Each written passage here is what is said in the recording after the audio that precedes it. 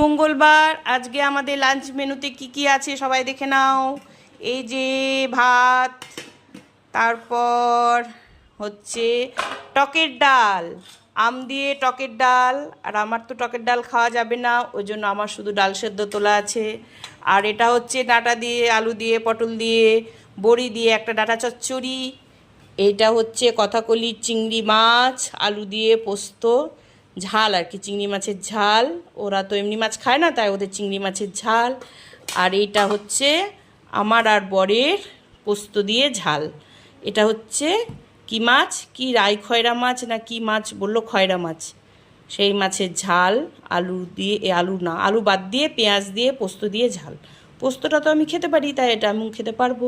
পোস্ত দিয়ে এটা আমাদের ঝাল। তো আজকের আমাদের এই মেনু। আর এটা হচ্ছে কালকের একটু চাটনি রাখা আছে, এই যে বর খেতে ভালোবাসে, ওর জন্য একটু রেখে দিয়েছি।